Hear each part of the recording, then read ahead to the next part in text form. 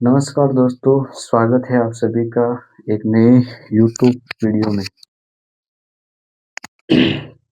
आज के वीडियो में हम मैं आपको बताने का प्रयास करूंगा एक महत्वपूर्ण टॉपिक जो सभी प्रतियोगिता परीक्षा के लिए महत्वपूर्ण है और उस टॉपिक से सभी एग्जाम में राजस्थान के 4th ग्रेड से लगाकर यूपीएससी के सिविल सर्वेंट वाला एग्जाम होता है।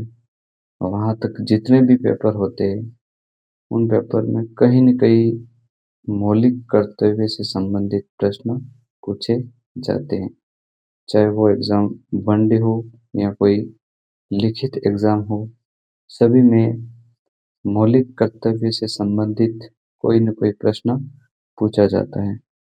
तो मैं आज आपको जो फंडामेंटल ड्यूटीज है उनके बारे में बताने का प्रयास करूंगा।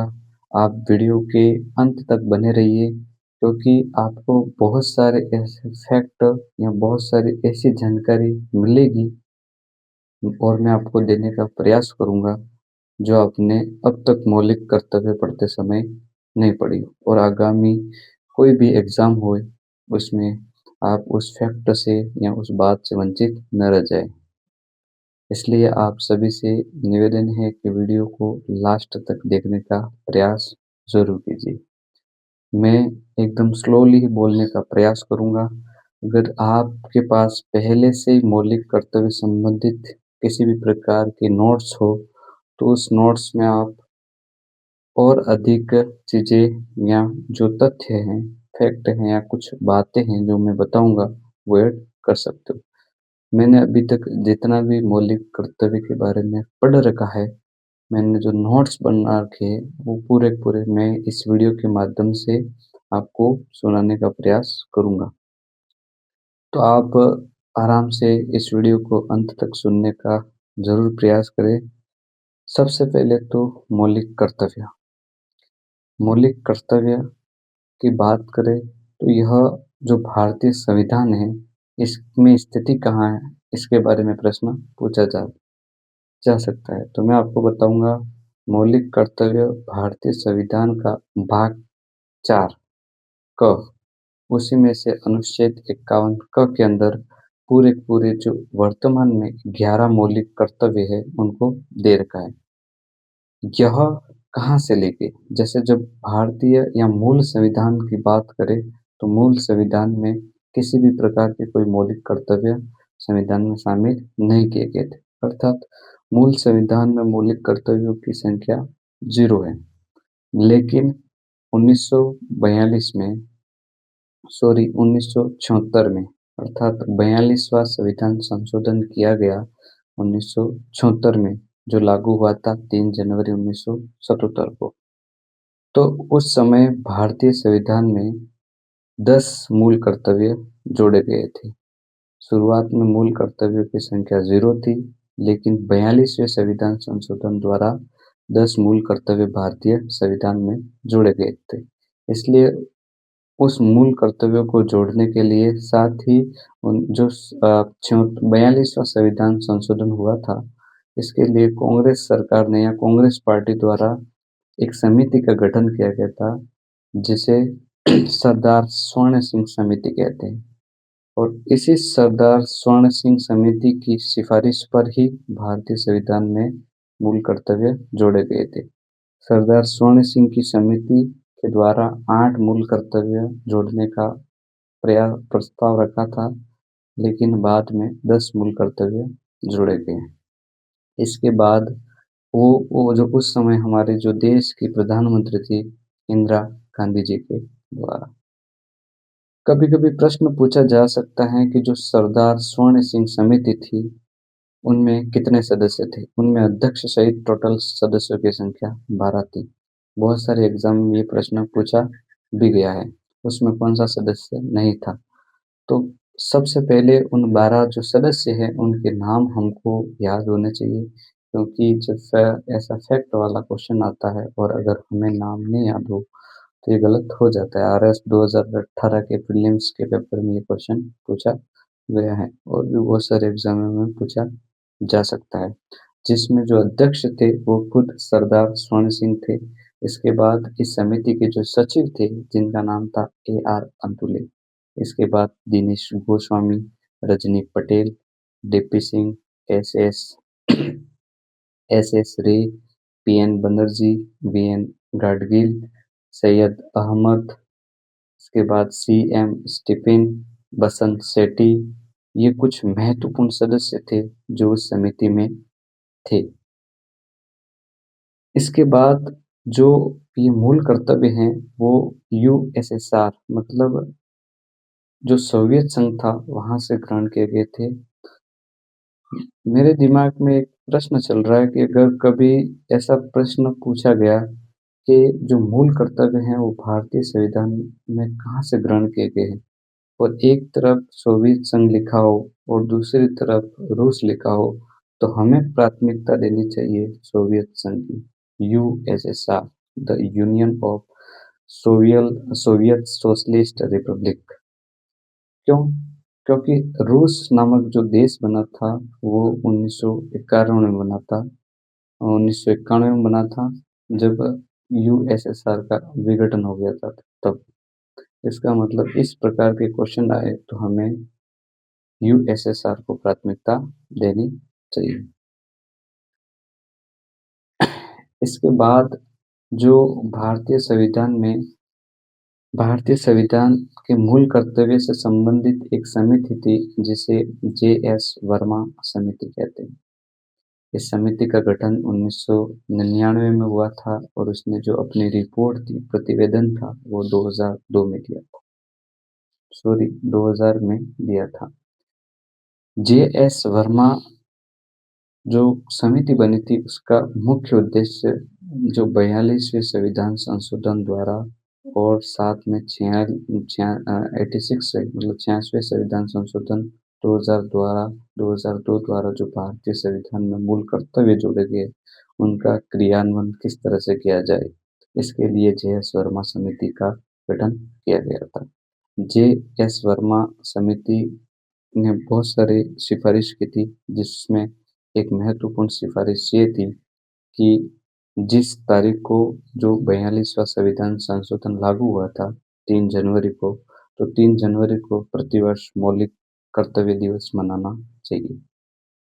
दूसरी सिफारिश ये थी कि शिक्षण और प्रशिक्षण में यहाँ जितने भी प्रकार की जो सरकारी संस्थाएं उनमें इस प्रकार के जो कार्यक्रम चलते हैं वहाँ पर या उनके पाठ्यक्रम में मौलिक कर्तव्यों को जोड़ा जाना चाहिए और इसी के तर्ज पर जितने भी पाठ्य पुस्तक हैं, चाहे वो NCERT की हो या RBSC की जितने भी बुक्स हैं, उनके फ्रंट पेज पर या जो स्टार्टिंग में शुरुआती पेज होता है वहाँ पर प्रस्तावना को लिखित किया गया है तथा लास्ट वाले पेज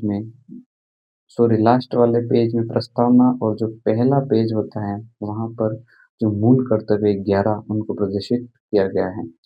उनकी तीसरी सिफारिश ये थी कि जो मूल कर्तव्य है उनका जितने भी जो सार्वजनिक स्थल हैं, स्मारक हैं, वहाँ पर मूल कर्तव्य को उल्लेखित करना चाहिए मीडियाओं के माध्यम से और जितने भी दूरदर्शन चैनल है उनके माध्यम से मौलिक कर्तव्यों को बढ़ावा देने का प्रयास करना चाहिए। ये सिफारिशें थी JS वर्मा समिति से। तो कभी प्रश्न पूछा जा सकता है कि JS वर्मा समिति का संबंध किससे है, तो इसका संबंध मौलिक कर्तव्य से जुड़ा हुआ है।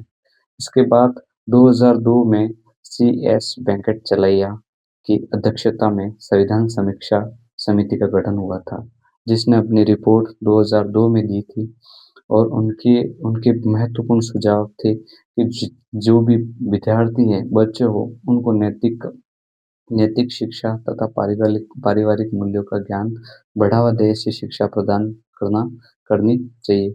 साथ ही उन्होंने ये भी कहा था कि उद्योगों में भी जितने भी व्यक्ति या श्रमिक काम करते हैं उनके बच्चों की शिक्षा के लिए या शिक्षण व्यवस्था जो उद्योग मालिक हैं वो सुनिश्चित करें। और उसी संविधान समीक्षा समिति मतलब CS वेंकटचलैया की अध्यक्षता में जो समिति बनी थी उन्हीं के सिफारिश पर 86वां संविधान संशोधन होता है 2002 में। और इसी के तहत जो भारतीय संविधान है उनमें अनुच्छेद 21A जो अपने नीति निर्देशक तत्व है उसमें 45 जोड़ा जाता है, जो 6 वर्ष से 14 वर्ष के जितने भी बच्चे हैं उन्हें उन्हें अनिवार्य शिक्षा प्रदान करने का जो प्रबंध किया गया है। और उसी के तहत भारतीय संविधान की जो मौलिक कर्तव्य उनमें 11वां कर्तव्य जोड़ा गया था, जिसमें कहा गया कि माता पिता या संरक्षक हैं तो 6 वर्ष से 14 वर्ष तक सभी आयु के बच्चों मतलब यथास्थिति प्रतिपालनीय बालक जो भी हो उन्हें अनिवार्य शिक्षा प्रदान करें। तो ये जो 11वां कर्तव्य था वो CS वेंकटचलैया आयोग की अध्यक्षता में जोड़ा गया था। इसके बाद मौलिक कर्तव्य से संबंधित 2-3 वाद हैं जो हमें याद रखना चाहिए। एक वाद है श्याम नारायण बनाम भारत संघ, दूसरा MC मेहता बनाम भारत संघ, तीसरा ओंकार सिंह बनाम राजस्थान सरकार 1988 वाद मामले। और मौलिक कर्तव्य की बात करें तो जो मौलिक कर्तव्य हैं वो इनकी प्रकृति है वो न्यायिक नहीं है, अर्थात ये गैर न्यायिक है। अगर मौलिक कर्तव्य का कोई मतलब मौलिक कर्तव्य का कोई पालन नहीं करता व्यक्ति, मुख्य रूप से भारतीय नागरिकों के लिए है, और अगर इसका पालन भारतीय नागरिक नहीं करते हैं तो कोई भी इसके खिलाफ न्यायालय में या कोर्ट में नहीं जा सकता है। इस प्रकार की बातें कर रखी, जबकि मौलिक अधिकार इसके जस्ट विपरीत हैं। इसके बाद अगर मौलिक कर्तव्य की बात करें तो जो मौलिक कर्तव्य हैं उससे संबंधित बहुत सारे नियम बने हुए हैं। अगर उसके या उसका दुरुपयोग भारतीय नागरिक करते हैं तो हमें मतलब कोर्ट हमारे यहाँ हमें दंड मिल सकता है। तो सबसे पहले जो 11 मौलिक कर्तव्य हैं उन्हें सभी को याद रखने की कोशिश करना चाहिए, और हमें हमारे देश को आगे बढ़ाने के लिए इन मौलिक कर्तव्यों का पालन भी अनिवार्य रूप से करना चाहिए। जैसे जो मौलिक कर्तव्य दे रखे हैं उनको पूरा मैं आपको सुनाकर बताता हूँ। और यहाँ से जो आजकल जितनी भी प्रतियोगिता परीक्षा होती है उनमें जो अलग प्रकार के जो नए टाइप के प्रश्न बनने जा रहे हैं वो इस पूरे जो मौलिक कर्तव्य है 11 उन पर बन रहे हैं। तो सभी विद्यार्थी जो प्रतियोगिता परीक्षा की तैयारी करते हैं उनसे मेरा यही निवेदन है कि इस मौलिक कर्तव्य जो 11 उसको रोजाना पढ़े और पूरा याद करने की कोशिश करें। तो मैं मौलिक कर्तव्य की शुरुआत करता हूँ, इसके बाद यहाँ से क्या-क्या प्रश्न पूछे जा सकते हैं वो बताने का प्रयास करूँगा। जैसे शुरुआत में भारतीय संविधान भाग 4 क उसमें अनुच्छेद 51 क उसमें लिखा है भारत के प्रत्येक नागरिक का यह कर्तव्य होगा कि वह भारतीय संविधान का पालन करे, उसके आदर्शों, संस्थाओं, राष्ट्रध्वज और राष्ट्रगान का सम्मान करे। दूसरा, स्वतंत्रता के लिए हमारे राष्ट्रीय आंदोलन को प्रेरित करने वाले उच्च आदर्शों को हृदय में संजोए रखे तथा उनका पालन करे। तीसरा, भारत की संप्रभुता, एकता और अखंडता की रक्षा करे तथा उसे अक्षुण्ण बनाए रखे। चौथा, देश की रक्षा करे और आह्वान किए जाने पर राष्ट्र की सेवा करे। पांचवा मौलिक कर्तव्य क्या है? वो भारत के सभी लोगों में समरसता और समान भ्रातृत्व की भावना का विकास करे या निर्माण करे, जो धर्म, भाषा और प्रदेश या वर्ग पर आधारित सभी भेदभावों से परे हो। ऐसी प्रथाओं का त्याग करे जो महिला के सम्मान के विरुद्ध हो। इसके बाद छठा जो मौलिक कर्तव्य है वो है हमारी सामाजिक संस्कृति की गौरवशाली परंपरा का महत्व समझे और उसका परिरक्षण करे। आठवां, प्राकृतिक पर्यावरण की जिसके अंतर्गत वन, झील, नदी और वन्य जीव की रक्षा करे, उनका संवर्धन करे तथा प्राणी मात्र के प्रति दयाभाव रखे। नौवां जो मौलिक कर्तव्य था वो है वैज्ञानिक दृष्टिकोण, मानववाद और ज्ञान अर्जन तथा सुधार की भावना का विकास करे। इसके बाद जो नौवां मौलिक कर्तव्य है वो है सार्वजनिक संपत्ति को सुरक्षित रखे तथा हिंसा से दूर रहे। 10वां मौलिक कर्तव्य है व्यक्तिगत तथा सामूहिक गतिविधियों के सभी क्षेत्रों में उत्कर्ष की ओर बढ़ने का प्रयास करे, जिससे प्रयत्न और राष्ट्र निरंतर बढ़ते हुए प्रयत्न और और जो उपलब्धि है उनकी नई ऊंचाइयों को छू सके। और यदि 11 जो कर्तव्य है, अगर आप यदि माता-पिता या संरक्षक हैं, तो 6 वर्ष से 14 वर्ष तक आयु के अपने यथास्थिति बालक या प्रतिपाल्य को शिक्षा के अवसर प्रदान करें। ये सभी जो 11 कर्तव्य हैं, वो भारतीय मूल संविधान में नहीं थे, लेकिन 42वें संविधान संशोधन द्वारा 10 जोड़े गए। इसके बाद 86वें संविधान संशोधन द्वारा जोड़े गए 11वां जो मूल कर्तव्य था।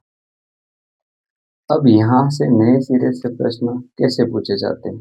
जैसे बहुत बार ये पूछ लेते हैं कि जो भारतीय संविधान है, उसमें जैसे पहला कर्तव्य है कि भारतीय संविधान का पालन करे। उसके बाद 4 शब्द दिए हुए, एक तो उसके आदर्श मतलब आदर्शों, फिर संस्थाओं, फिर राष्ट्रध्वज और राष्ट्रगान। इन शब्दों का क्रम पूछ सकते हैं।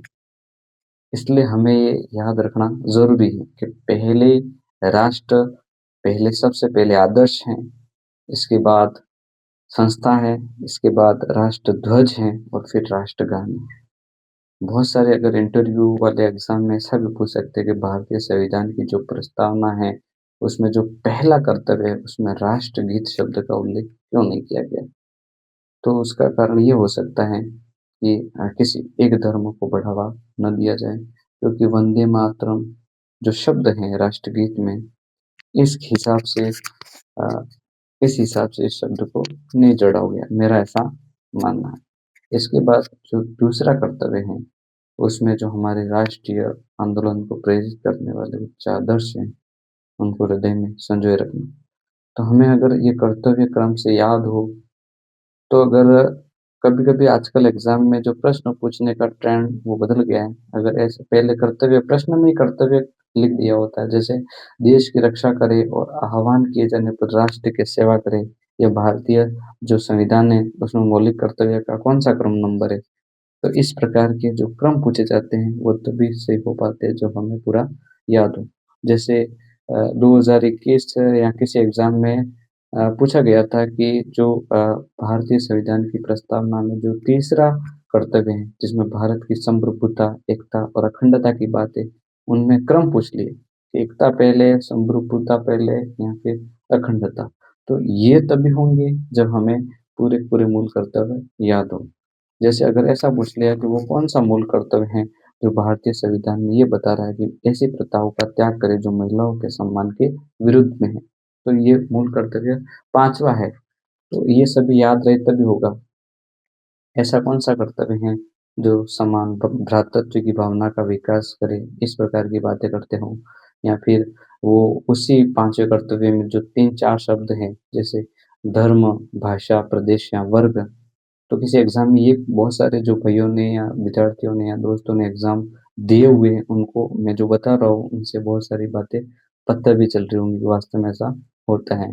जैसे धर्म, भाषा, प्रदेश या वर्ग, तो उनका क्रम पूछ लेता है कि 5वें मौलिक कर्तव्य में ये शब्दावली है, फिर उसमें ऑप्शन बना देते हैं कि धर्म, भाषा, प्रदेश या वर्ग, फिर वर्ग, प्रदेश या धर्म या भाषा। इस प्रकार के क्वेश्चन पूछे जा सकते हैं। या फिर ये भी पूछा जा सकता है जैसे कि जो भारतीय संविधान के मौलिक कर्तव्य, उसमें वैज्ञानिक दृष्टिकोण दे रखा है, मानववाद दे रखा है, ज्ञान अर्जन और सुधार की भावना। ये 4 शब्द हैं, ये भी बहुत ज़्यादा इम्पोर्टेंट है। एक जो अपना 8वां मूल कर्तव्य है, जैसे पर्यावरण की प्राकृतिक पर्यावरण की, जिसके अंतर्गत वन, वन के बाद नंबर आता है झील, झील के बाद आता है नंबर नदी और नदी के बाद आता है वन्य जीव। तो ये जो 4 शब्द हैं, उनके क्रम के आधार पर जमा के बताओ कि वास्तव में ये मूल कर्तव्य में ऐसे कैसे लिखे हुए। इसके आधार पर भी क्वेश्चन पूछे जा सकते हैं। तो ये हमें पूरा याद होना चाहिए।